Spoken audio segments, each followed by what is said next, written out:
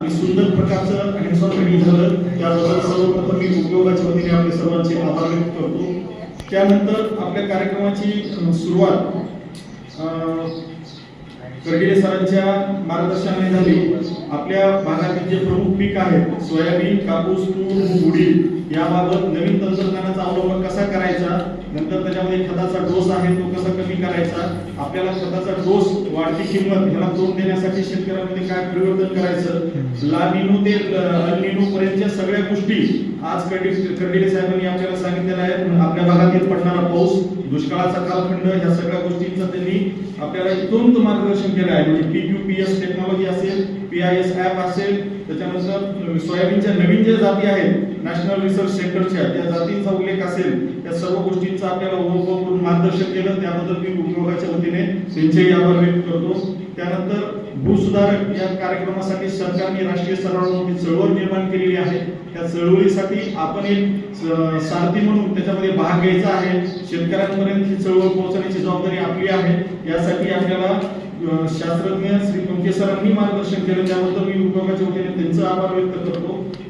त्यानंतर दुपारच्या सत्रामध्ये BBF तंत्रज्ञान हे कसं शेतकरी त्याला टाळतो आणि त्याला कन्व्हिन्स कसं करायचं, त्या सगळ्या गोष्टी आपल्याला रेणापूरकर सरांनी त्यांच्या मार्गदर्शनामध्ये स्लाइडच्या द्वारे आपल्याला सांगितलेलं आहे.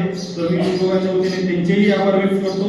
त्यानंतर क्रिटिकल स्टेज आजचा सध्या पाहिजे की महाराष्ट्र हा तीव्र उष्णतेच्या लाटेतून जात आहे आणि पुढील 2 ते 3 आठवडे महाराष्ट्रामध्ये अजून उष्णतेची लाट राहणार आहे.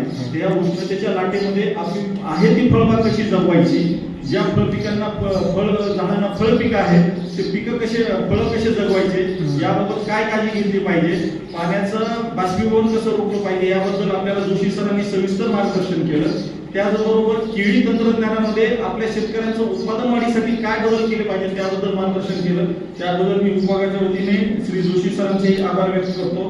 त्यानंतर आपले CRT टेक्नॉलॉजीसाठी उद्योग स्तरावर पोखरांतर्गत उपलब्ध असलेले श्री येळकर सर यांनी CRT टेक्नॉलॉजी पोखरामध्ये करावायची कामे आणि आपल्याला दिलेले लक्ष्यांक आहे लक्ष्यांक साध्य करण्यासाठी उपाय येणाऱ्या हंगामामध्ये आपल्याला एकजुटीने कसं काम करायचं याबद्दल आपल्याला सविस्तर मार्गदर्शन केलंय. त्यांनी केलेल्या कामांचे फोटो दाखवलेत, आपल्याकडे जिवंत उदाहरण पण त्यांनी आपल्याला दिले. त्याबद्दल मी त्यांचे उपयोगाच्या वतीने आभार व्यक्त करतो.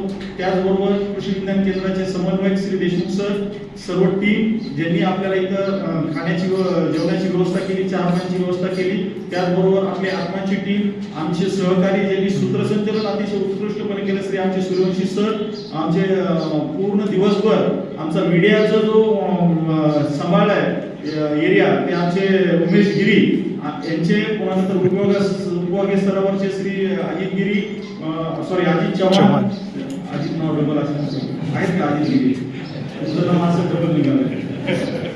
नंतर पुढे आपले सर्वांचे मी आभार व्यक्त करतो. त्याचबरोबर साहेबांचेही आभार व्यक्त करतो की आपल्या मार्गदर्शनामुळे हे कार्यक्रम यशस्वी झाला आणि इथून पुढे आपल्याला येणाऱ्या हंगामामध्ये यशस्वीपणे पार पडण्यासाठी एक दिलाने काम करायचं आहे.